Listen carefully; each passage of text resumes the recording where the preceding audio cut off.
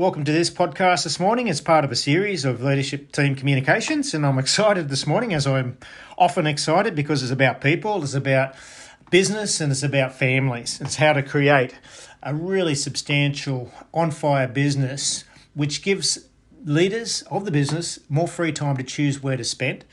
And that just means more profits, and that can be shared in certain ways, and that can lift up teams, and it just gives back to everyone, which is a good ongoing cycle. So the series is focused on you as a leader and helping you create the team of your dreams, pretty much. And I'm excited about today's. It's following on from the last one, which was just a word association of how to engage with people, and it was called BALE, B-A-L-E, and B just stood for building a bridge, A was asking them questions, L was listening to them, and E was empowering them. I hope you can remember that. That's on the previous episode if you like, and we've got plenty of information on this to share with you. We're happy if you just want to have information and we don't engage with you, that's fine. This is about other people, not all about us. So this topic today is a little bit of a different one. It's probably one you might not want to hear in a way, but it's true. And it's about a couple of areas of how to really bring up the people in your business and what sort of mindset you need to have to be able to do this. Now, it comes down to mindset. I can put in all the strategies, like I was saying, the processes and things like that. But at the end of the day, it's the why we do what we do and the understanding of how to get that across to everyone that's going to make the big difference. It's hard to speak about in a short podcast series, so this one might be a little bit longer. But this morning was a good example. I spoke to a construction business owner and a horse owner of some ranches out near Forbes in outside New South Wales, and just asking them what do they see as the biggest problems in the business. And both of them identified people as the biggest problems and also as the biggest opportunity. Now, over the last 43 years of business and 23 years in the business coaching and leadership coaching areas, I've found that we can strategize, we can systemize, we can put processes into all the areas, the operations, the administrations, the marketing, the sales, the finances, all those areas. But at the end of the day, if the people are only there because they want to make money, get home, come back the next day, make the money that they need to pay their mortgage, come home, and that's why they're in your business, then you're going to have a business that's going around and around. And when you look for people to build your business, they're not going to be there. They're not going to be wanting to do more than what they're actually having to do. And they're called silent quitters. In America, it's just absolutely rampant. In Australia, it's rampant. It's going up. Antidepressants have gone up hundreds of %. So what's that mean? It means people are struggling and they're not going to necessarily tell you because they may lose their job unless they're comfortable and they know that you want to help them. So I want to talk to you about a couple of areas and keep this as short as possible. One is about value. And how do we bring value to someone and what's that going to mean to them? Then I want to talk about a subject which is rampant, and that's about self-focus. Now, with Intouch Global and Team Culture, we focus on the area of helping others first. And if that becomes the focus of the leader, the managers, the people, can you imagine what type of business that promotes? Now, why would they do that? Well, they won't do it without being valued. So let's talk about value a little bit. So what does value mean? It means that someone's important to you. You as a leader, each person needs to know that they're important to your business. Even to take it up a step further than that, what if it's perceived as their business? So how do you do that? Well, that's another subject, but getting their value, their importance, is dominant in the area of engaging and having a fully active and wanting to be there group of people. So if they're on board, they're going to be on board because they're valued, they're important. How do we do that? Well, we listen to them. Part of the exercise called BALE, building a bridge, asking questions, listening, and empowering is the L. We listen to them. But how can we listen to them if we don't ask them questions? So how important are questions, and how important are the quality of the questions? I can ask you, how's it going, mate? And you'll get an answer, yeah, good, thanks. Or you can be asked, or you may ask someone else, what's the day looking like for you?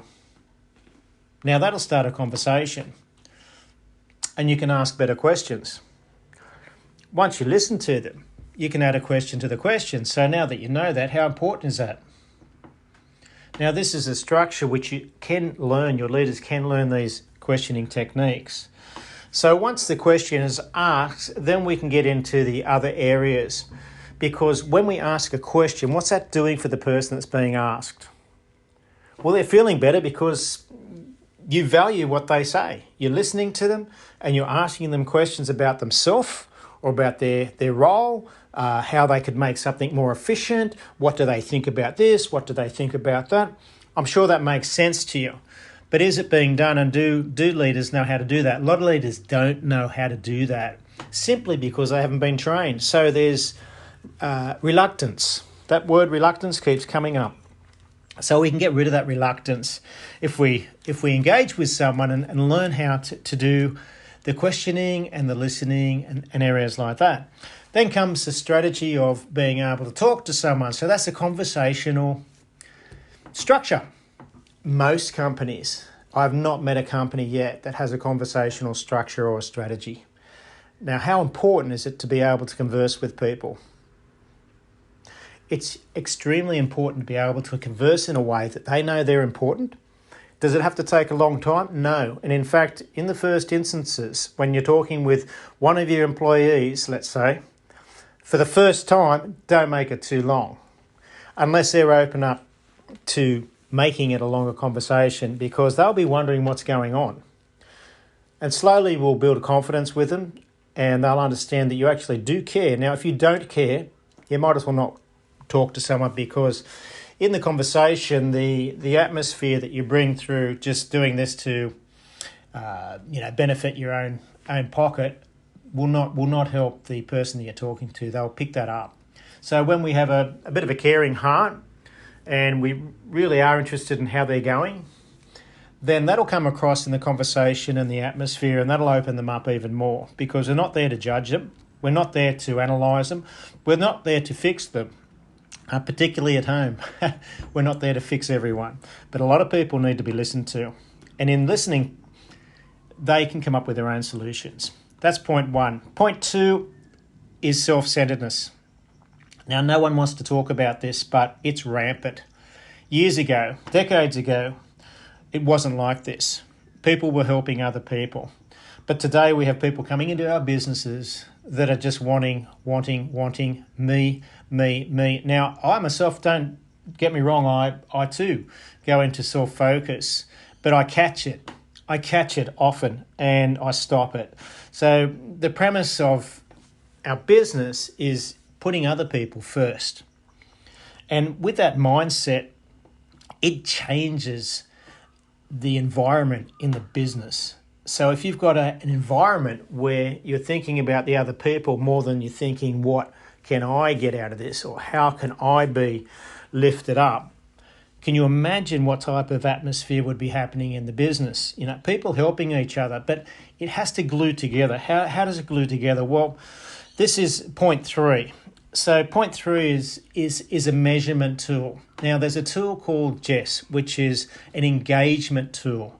It's able to lift people into a place where they know they're valued, they know they're being listened to, and we work out what it is that's going to help them in their position in the business and how it's going to help them get what they want in their life through helping you get what you want in the business. So we do it together.